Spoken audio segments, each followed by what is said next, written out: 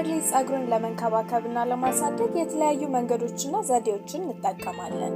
ነገር ግን አንዳንድ በማወቅም ሆነ ባለማወቅ የምናደርጋቸው ነገሮች ለጸጉራችን ምንም ጥቅም የማይሰጡ ከዛም አልፎ ደግሞ የሚጎዱ ናቸው። ስለዚህ በዛሬው ቪዲዮ ለጸጉራችን ምንም ጥቅም የማይሰጡና መጠቀም የሌሉብን ነገሮች እነግራችኋለሁ። ሁልጊዜ ጠባብ ጥርስ ባለው ማበጠሪያ ማበጠር። የኛ የአፍሪካውያን ጸጉር በተፈጥሮ ከርሊና የሚጠቀለል ስለሆነ በቀላሉ እርስ በራሳቸው በመጠመላለል ጸጉሮቹ ቶሎ ቶሎ ይያያዛሉ። ይህ ሲሆን ደግሞ ማላቀቅ የምንችለው ሰፊ ጥርስ ባለው ማበጠሪያ ነው። ሙሉ ለሙሉ እንዲላቀቅልን ብለን በጣም ጠባብ በሆነ ማበጠሪያ ማበጠር ጸጉራችን ይበልጥ ያያይዘዋል እንዲሁም ይበጣጥሰዋል። ስለዚህ ሁልጊዜ ሰፋ ያለ ጥርስ ያለው ማበጠሪያ መጠቀም ይኖርብናል። የብሩሽ ማበጠሪያ የምንጠቀም ከሆነ በጣም የተጠቀጠቀ አለመሆኑን ማረጋገጥ አለብን። እንደ መላጊያ ያሉ የተጠቀጠቀ ጥርስ ያላቸው ማበጠሪያዎች ግን በፍጹም መጠቀም የለብንም። የጸጉር መተኮሻዎች። ከርሊ ጸጉር ያለን ሰዎች በፍጹም እሳት ያላቸው መሳሪያዎች መጠቀም የለብንም። በእርግጥ የአንዳንዶቻችን ከርሎች በቀላሉ ማኔጅ ለማድረግ ይከብዳል። ይህ ሲሆን ግን በትክክለኛው መንገድ ጊዜ ወስደን ለመንከባከብ ከመሞከር ይልቅ እንዲቀልልን ብለን መተኮስ ጸጉራችን በጣም መጥፎ እንዲሆን፣ እንዲነቃቀል፣ እንዲሳሳ፣ የሚያምሩት ከርሎች ቅርጻቸው እንዲጠፋና ጸጉሩ ካልተቆረጠ በቀር ዳግም ላይመለስ እንዲበላሽ እናደርገዋለን። ስለዚህ በፍጹም ጸጉራችን መተኮስ የለብንም። እንዲሁም የመተኮሻ መሳሪያዎችን ሊኖሩን አይገባም።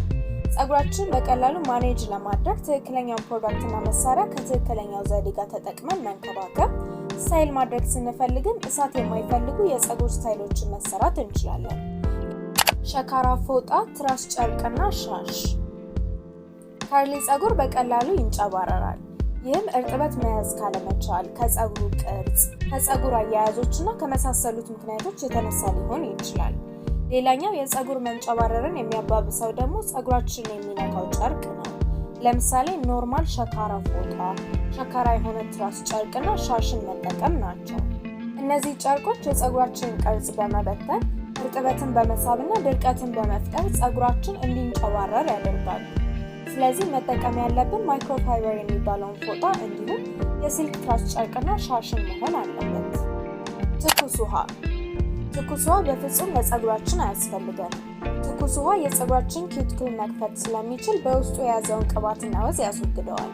በእርግጥ ጸጉራችን በጣም ቆሽሾ ከሆነ በሙቅ ውሃ መታጠብ ጥሩ ነው። ምክንያቱም ጸጉራችን የያዘውን ቆሻሻ ሙሉ ለሙሉ ለማስለቀቅ ይረዳል። ሁልጊዜ ስናዘወትር ግን የጸጉራችን ተፈጥሯዊ ቅባት ስለሚያስወግደው በጣም ደረቅ፣ ሸካራና የሚሰባበር ጸጉር እንዲኖረን ያደርጋል። ስለዚህ ሁሌም ስንታጠብ በቀዝቃዛ ወይም በትንሹ ለብ ባለ ውሃ መሆን አለበት። ጸጉርን የሚያደርቁ ሳሙናዎች። ጸጉራችን ለመታጠብ የምንጠቀምበት ሳሙናም ጸጉራችንን በጣም ሊጎዳው ይችላል። ለምሳሌ በውስጡ መጥፎ ኬሚካል የያዘ ወይም ለጸጉር ተብሎ ባልተሰራ ሳሙና ስንታጠብ በጣም ጸጉራችንን ያደርቀዋል እንዲሁም ያበላሸዋል። ስለዚህ ሁሌም ቢሆን ጸጉራችን የምንታጠብበት ሳሙና ለከርሊ ጸጉር የሚሆንና በውስጡ ተፈጥሯዊ የሆኑ ግብዓቶችን የያዘ መሆን አለበት።